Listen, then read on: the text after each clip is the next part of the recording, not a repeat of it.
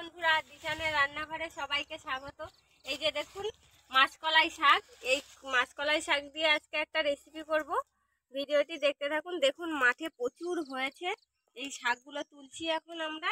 মাঠে চারিদিকে সবুজ হয়ে রয়েছে শাক, দারুণ দেখতে লাগছে। দেখুন শাক কি দারুণ হয়েছে মাঠে।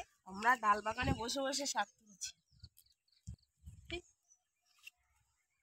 কি ভালো না লাগছে ডাল বাগানে বসে।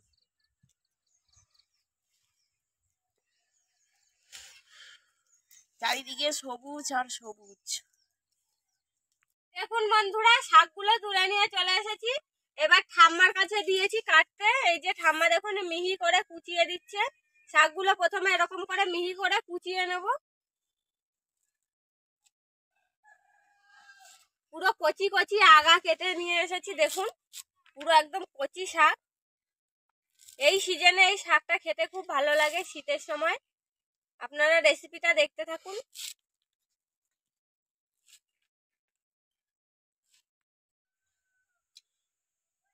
তেল গরম হয়ে গেছে, এবার আমি শুকনো লঙ্কা কেটে দেবো।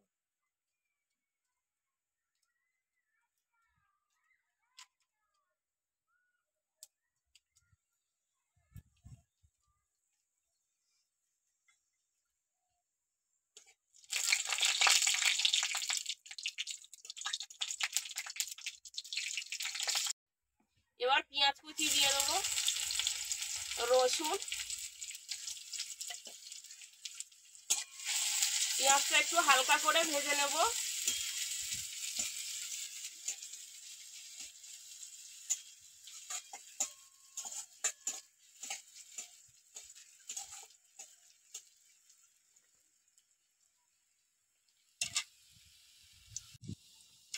পেঁয়াজটা হয়ে গেছে, এবার ডাল শাকগুলো দিয়ে দেবো।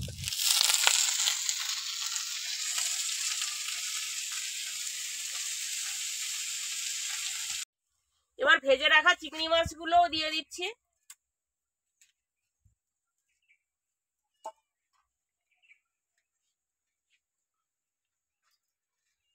পরিমাণ মতন লবণ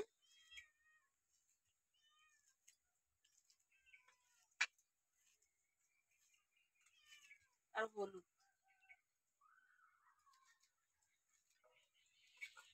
এবার ঢাকা দিয়ে রাখবো।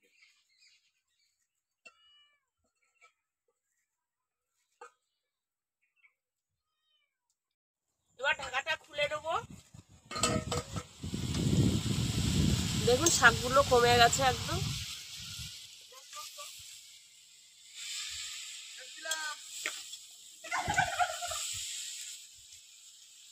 এবার উল্টে পাল্টে এরকম ভাবে ভালো করে নেড়ে চেড়ে ভাজা করে নিতে হবে। শাকটা এইভাবে নাড়াচাড়া করে ভেজে নেব।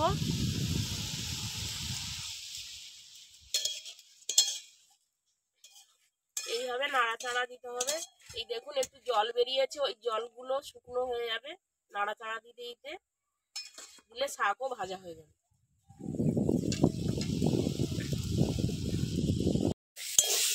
দেখুন ডাল শাক ভাজা হয়ে গেছে, এবার নামিয়ে নেব। আপনারাও এই রেসিপিটা বাড়িতে তৈরি করে খেয়ে দেখবেন, গরম ভাতের সঙ্গে দারুণ লাগবে। শীতকালে এই ডাল শাকটা খেতে খুব ভালো লাগে। আমাদের আজকের ভিডিওটি শেষ পর্যন্ত দেখার জন্য ধন্যবাদ। আবার ফিরে আসবো নতুন একটা রেসিপি নিয়ে। সবাই ভালো থাকবেন।